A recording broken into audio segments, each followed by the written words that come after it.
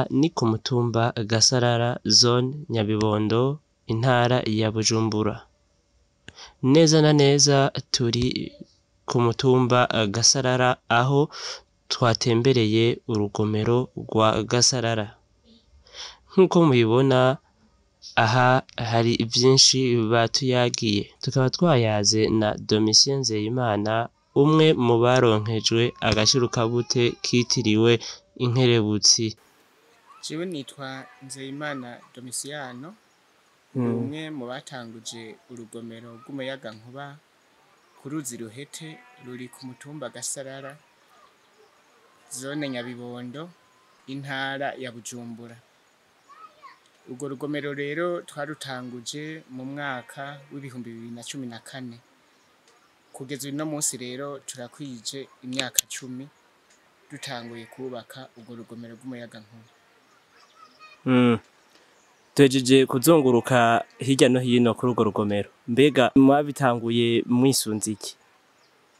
Twebwe inyuma yaho intambara tubonye igabanutse, twararondeye ikintu cyozana umwizero mu bene gihugu, kikegeranya bene gihugu tukaronka n'ico duteramirako.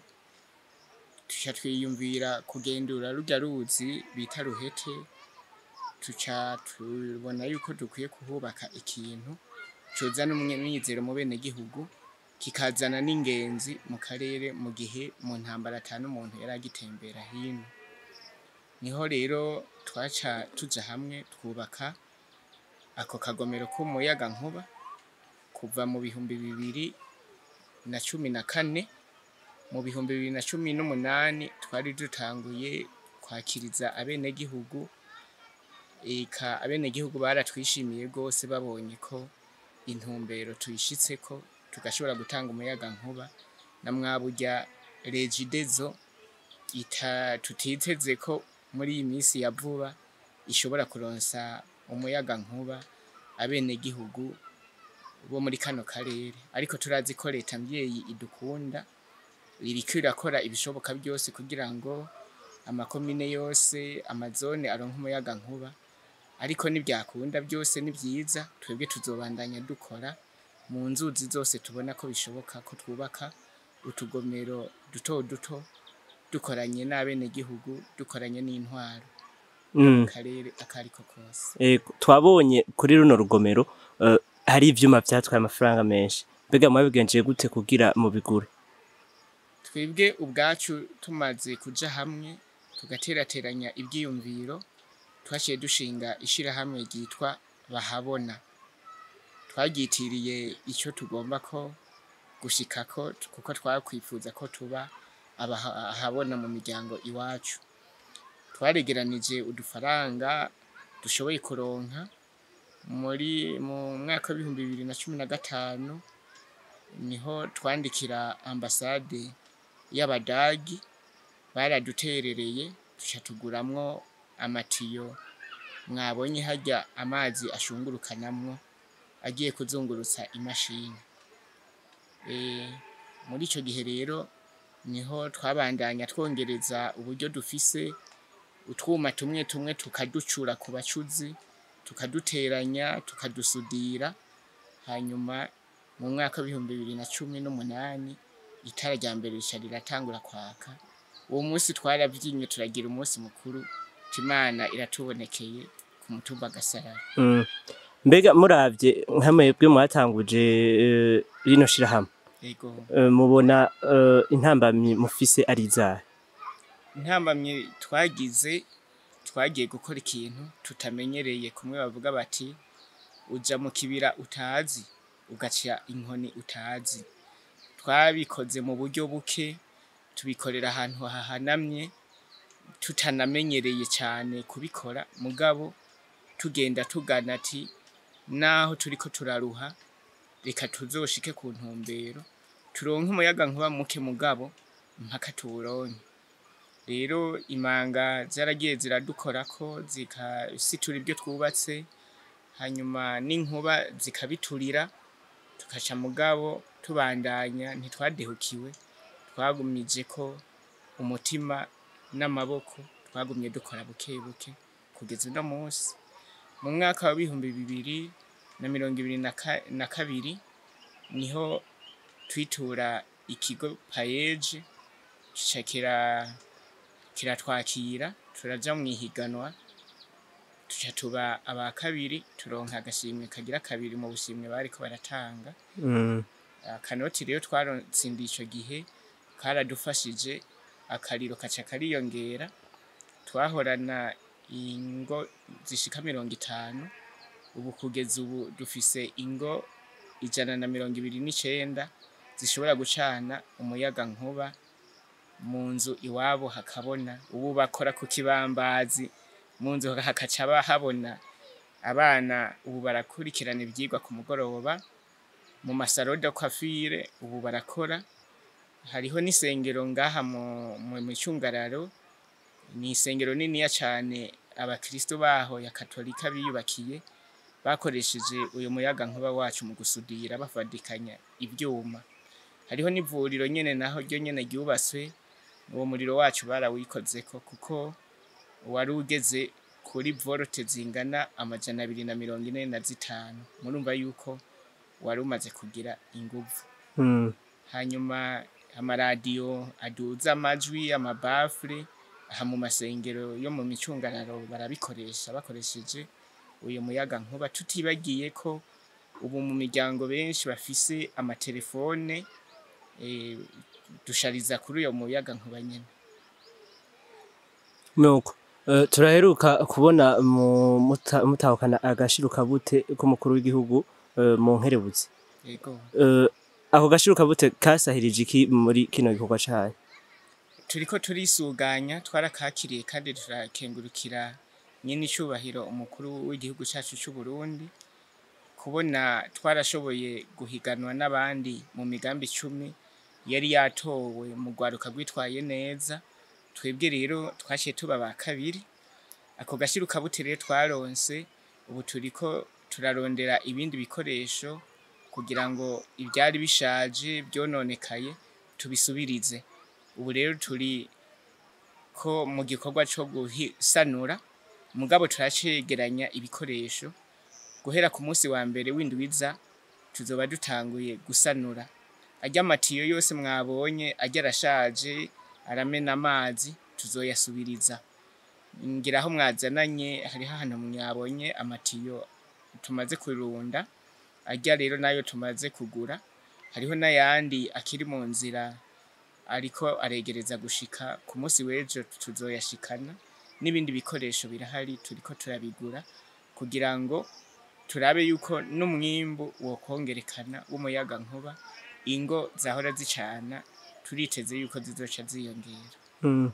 Turavye ku mashuri hirya no hino, ubwo umuyaga nkuba ntuba ari mukeyi, bigatuma abanyeshuri batiga neza, canke ku bitaro ugasanga umuyaga nkuba bafise ni mukeyi, bigatuma badashobora kurangura ibikorwa vyabo nkuko vyari bitegekanijwe.